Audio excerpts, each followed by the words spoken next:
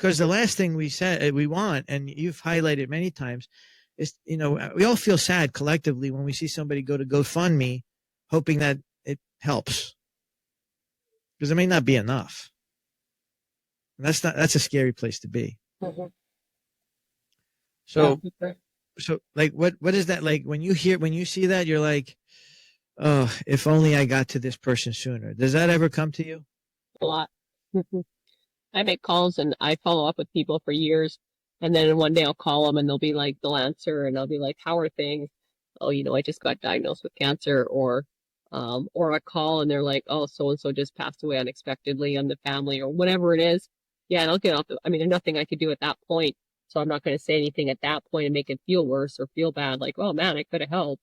Nothing I could do at that point. So I just get off the phone and I've done it lots where I've just collapsed and cried because I'm like, man, I missed that one.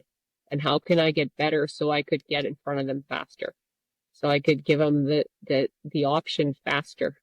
Or, you phone people and they're like, man, we're broke, we're going into bankruptcy or whatever. And I'm like, man, I talked to you 7 years ago. You could be making a multiple six figure if you'd got started in business back then. I can't say that, but that's what my mind says. And I'm just always like, how can I get better to stop this happening to people before it happens? And I think part of it's mindset, because a lot of people think, oh, well, you're just selling a service because it makes you money. It says, no, you're offering stability and security and a bunch of other great features. If it wasn't for that, I'd be happy to go back to trucking. Yeah, it's not about the money. No, it's not about the money. No, I think. By the way, there's a really good book called "It's Not About the Money" by Bob Proctor. Oh yeah, look, and we love Bob Proctor. I got to meet him once in Vegas, and oh wow, cool. Just that law of attraction, and just a quick aside on this one. Like I was at the Bellagio at a conference, and I see him finishing his breakfast. I'm like, I'm going to go up to him and say hi.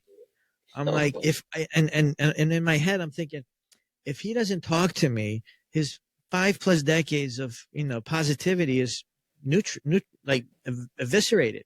Because why not be nice to someone who's nice to you, right? Law of attraction. And all I go up to him, I said, "Are you Dr.